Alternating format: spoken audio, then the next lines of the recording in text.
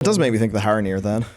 The Haranir are interesting. What we got to there was if the lake in Hallowfall is A&R's tears. We're definitely that's definitely on the. There may be some metaphor involved in here. Yeah, this might be on the crackhead side of things a bit, but makes sense though. It does make sense. I mean, we do in fact see we see a story that says roots, tears on roots, and then we go here. What do we see? Roots and a big water source. Yeah. So the only reason I say I'm not sure is because they haven't alluded to it in any capacity, and everything else they've alluded to directly because they want their setup. Yeah, but the Haranir have only been here in a minor capacity. Yet Blizzard said they would be here more later on, which makes me think that some of the things we're speculating about now will probably happen. Yes, you're very correct. Middle plus of the expansion. Very correct. So I'm going to show you Top secret research notes. Top secret research notes that are These have been put together by our finest minds. You already know how I talk and how I think, so none of this will be a surprise to you. So this is it. We have times such as tree plant, tree rep, tree cry, NRC root. I'm putting this together. As they will be in much better shape when it releases. He drags over all of them and just right click, expand with AI, done. God, that would be really funny. I should try that. But no, so this was me this was like 11:30 at night. It's like, I'm going to go home, but first I need to put these ideas down. So this is me, tree plant, back in the day, tree plant, Amantil went to tree, and tore it out, leaving a crater. What was that crater? I don't fucking know. Was the crater Khazalgar itself? Because Khazalgar seems like a big load of holes. And that's not very natural. Yeah. It might be natural. I don't know how planets work, to be honest. But, there's lots of big open cavern stuff. That's kind of weird, right? NR did a big cry. That might be the Hallowfall Lake. Who knows? It feels like you're typing down these notes. Like, these are good points, and I'll replicate these. No, I'm doing a fun test. Yeah, NRC root. So NR sees the roots and goes, oh, I don't need to cry anymore. Let's protect these. And this is where it gets interesting, right? This is where it gets interesting. And I mean this. We assumed the mysterious guardians of the tree were sent by Freya or ANR or Olin or something. But what actually happened was, and this matches the timeline, ANR or no. Yeah, there's a little bit of the timeline here is not super clean based on when the Titans left and stuff. But Freya was there establishing the Wold Guard. The Wold Guard, if you're not aware, are you go around, you'll see in the Isle of Dorn, you'll see Wold Claim Freysworn or Wold Claim Frey something. They are the pre-Earthen. The earliest edicts the Earthens got were actually from Freya, because they talk about the Wold Guard being set up by Freya to look after the life on the Isle of Dorn before Dornogal, before the Coreway was built. Which is interesting. Very interesting. In terms of timeline. Yeah, okay, that is. When was the Coreway built? When was Dornogal built? Why was that built? What's going on? Anyway, Freya set this up. Then the Black Empire loses to the Titans. Yeah. Then the Haranir show up. So these mysterious guardians show up. They are clearly slightly evolved trolls, because they sound like trolls but less trollish. Trolls seem to have this, Matt, it's a little bit like Eevee in Pokemon. Why does World of Warcraft force me to bring up Eevee every... Bro, Jared brought it up in the last thing we're talking about. What was that? World Souls are Eevee, trolls are Eevee. Everything's Eevee. So trolls seem to be able to take on, whatever energies are sort of done around them. So you've got trolls, which are near the Well of Eternity, which is Azeroth arcane energy, and then they turn into the elves that we know. Whereas here, you got trolls, you got life energy from the funky roots. Yeah. Turns into Haranir. Yes, they look like Proto-Kaldorei in every sense. Yes. They look like that. Except for the quills. But they're lifey instead of ordery. Yeah. Except for the quills. The quills is weird, because that's not a troll thing. It's not an elf thing. That's a quillboar thing. So it shows there's more in the life morphology going on here. It kind of makes sense. So if you think about Shuhalo, think about the most primal, almost elemental forms of life on the world. Yeah. In the world. So, dragons initially were elemental dragons. Yeah. Yeah. So that brings me to the next point, which is we had assumed they were in some capacity put there by Einar or Freya or someone. But they show up now, and they have an oath. They have an oath that goes beyond them that they can break, but don't want to. Obviously, because Orwena breaks it. And everyone's like, don't do that, Orwena, that's rude. Don't be like that. But I'm looking like, who was there? Because the Titans weren't there. Nope. There were keepers there, but the timeline's very different here. It's way beyond. So I have no idea. It's literally who's it to? Aloha, Elune, Azeroth, Sacred Titan Keeper. It's a mirror to the edicts, right? It's a mirror to the edicts. Quite obviously, they can't do stuff. Who would put them down there to guard the roots, but also tell them not to touch them or not to interfere with it? I don't have a good answer for that. Who would put them there? Who would say, guard these roots, but also don't interfere with them? I don't think they've been directly commanded. I have to imagine it's some sort of emergent spiritual belief. It could be, but it's an oath. Okay, no, you do swear an oath to something. Yeah. Though that can be enforced by a culture. It can. Freya, see, the timeline with Freya doesn't make a bunch of sense because Freya set up the Wold Guard to do it. It could still happen much later. Freya could have went, okay, the Earthen, I see problems with the Earthen. Amanthul showed up and Khazgral showed up and went, could be Earthen do stuff, Earthen do stuff, whatever, blah, blah, blah. So the Night Elves' experience of the thing is, the whole Elune is the moon thing, is the Night Elf thing. Yeah. Elune could be different things. I mean, no, generally Elune has been a moon goddess in most societies. Yeah. I love how definitively you said that. That sounded like you're talking about real life for a second there. Like, it was a moon in most societies. Yeah. I'm thinking back to the Shadowlands with their Night Warriors from across the universe assemble! Oh, yeah, of course. Sorry, I didn't mean to bring up the Shadowlands. Oops.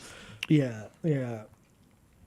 Actually, good question. Speaking of breaking oaths, why do Earthen decide we all have to become unbound? It's because they want to abandon the edicts so they can focus on actually helping us defeat the Nerubians and Zalthath. Yeah. Because they're going, well, there's no point us up here defending the core way if the world's going to end. So we'll fix that out. That's basically it. It is, we have bigger problems to fix. We have to break our pact to do so. Yeah. Diverting their resources away from their original... their original purpose is extremely prescriptive. Yeah. It's, I don't know. Think about Jon Snow in the Game of Thrones. I mean, you don't have to do that. Who knows when Winter will come out. Whole point of, why he gets stabbed, though, is, breaking the oath of not being there in the wall. But then he'd probably also say, well, if Ramsay Bolton's knocking about the place, then there's no fucking good us being here in the wall because he's probably bad news. But, you break the oath to go and deal with the real problem, even though in the bigger picture, you need to deal with that problem. You almost need to break the word of your oath to serve the spirit of your oath. Yeah. You need to break the word of the law to serve the spirit of the law. Now, I cannot wait. I do that all the time. I cannot wait. That's going to be the basis of my all American cop comic book hero. Like most comic book hero cops, yeah. Oh yeah. Yeah. Spot on. Yeah. Good. Yes, the Punisher, yeah. Yeah. Mm-hmm. Yeah. So I think I thought it made no sense that some Earthen, like the consort, was so gung-ho about it, but then I did the side quest and it made sense. It all makes sense. Almost everything that's happened in this expansion is connected to something that they tell you in a side quest or in something else, because they didn't have the budget to make it all the campaign, but they still made it. So it is a full-ass story, which is really good. The Isle of Dorn stuff specifically is the best of a lot. Like, not my favorite zone, but the best of a lot. Yeah. Oh, they work great as a race. Mm-hmm. Yeah. Excellent stuff. So, yes, what are these people? It feels like the obvious answer, which is I'm trusting that the obvious answer is the right answer, because it's the way Blizzard are putting the story together. when it comes to like major events, they'll be happy to like fake us out or give us mysteries or not tell us the truth exactly. But I think for things they're showing us, it's very take the simple option this time. Yeah. Whereas before maybe wasn't that the case. I'm just like, yeah, these are probably proto-Kaldrai that Elune chose and said, here, I know you're having fun up around the well, but hop through this dream portal and end up down here, by Elune here. Protect my tree. Oh, I didn't think about that. Yes. Also, if you want a direct connection to the dream, near the top of the roots in Ashkahet, they turn into, like, the roots grow in a spiral, and when you fly up there, you get ported down. After your screen fades to green, you get a debuff called Drowsy. So it's literally connected to the dream. Yeah, okay. So Luna here is literally connected to the dream. We just didn't see it. And it seems to have been largely hidden from anyone else in the dream. And that's probably what Freya did when she was constructing the dream. Yeah, well, like the way she put together the dream. Because the actual canon of the dream, as far as Chronicle is concerned, was that Freya showed up after NR had made her, or whatever the process of Keepers is, or Watchers, and went, okay, I'm going to build loads of stuff on the lifey thing that's going on here, the lifey realm thing, and call it the Emerald Dream. So I think it lines up in motive and it lines up in actually happening that there were whatever safeguards that this was connected to the dream, but connected in a way that was like walled off, so normal creatures and stuff can't actually access it. Yeah, and that actually other way around. That is reinforced by one of the books you find in the Emerald Dream in 8.3. In 8.3? In 8.3? In 9.3. By which I mean 9.2. In patch 9. By which I mean patch 10.2. Holy shit! You know, one of the ones of it's a character and she keeps on wandering in the dream until eventually she kind of goes like out of bounds, sees weird things she doesn't like recognize, and then falls asleep. Yeah, you're right. Wakes back up. You're right. Fuck, I forgot about that. You're right. She managed to make her way to Luna here. Damn. Do we think it's that? Well, it could be that. That's one of the things it could be. Yeah. Another thing people thought is, well, maybe this is the portions of the dream that are like another planet. That could also work. But this would definitely keep the scale more in Azeroth and more in the dream that we know, which could make sense. Also, there's another realm like the dream. Or something that the unseeming? The unseeming. Yes, I'm not sure what to do with that yet. Yes, we haven't. Because that's a lot. We haven't talked about the unseeming yet. In side quests in Ashkahet, you go down to the very bottom. You do stuff with Orwina and Hanan. Hanan, I believe is his name. And that's where we actually learned on beta and alpha that they were using nature magic, because it was a description of Hanan's scythe was using nature magic. So when we go down to the bottom end where there's fucking blood everywhere and it's all horrible, Orwina is very much like, this is going terrible, we need to solve it. And everyone's like, no, don't solve problems, Orwina. That's not what we're here to do. We're here to stand about and watch things happen. So she goes to this place and she talks about this kind of when you're exposed to the blood, you get stacks of thing. And it's a little bit like Bloodborne Insight in a way, where the more of it you get, the more weird shit you see. And it's called, like, the realm, it's called the Unseeming. And you can get trapped in there because there are Nerubians trapped in there from being exposed to too much blood. And you go in there and solve problems, kill things.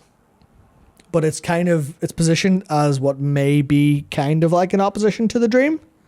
It could be like the realm Nyalotha was in that wasn't quite real. Yeah.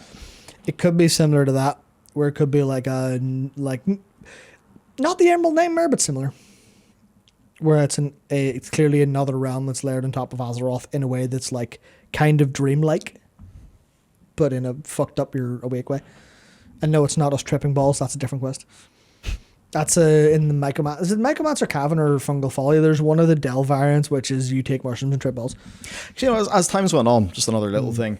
Going through the Dell variants is really cool. Yeah, they're really good. Yeah. Some are excellent. Like the Shadow Realm one in the Skittering Breach is cool. Yeah, you get a light dash ability that constantly refreshes. and it's on a neat. really low cooldown, so you're just like bursting around, and you blow up shadow stuff you touch. So there's these like invulnerable shadow totems, and you have to dash around them in a circle to destroy all the protective shadow to destroy them, and that's how you move through. But then you can just skip to the end. You have to beat the totems on the way, but there's like little jump pad light things that give you slow fall. So you can just like mash dash and cross the entire thing without touching the ground. It's really cool. That's neat. It's really cool.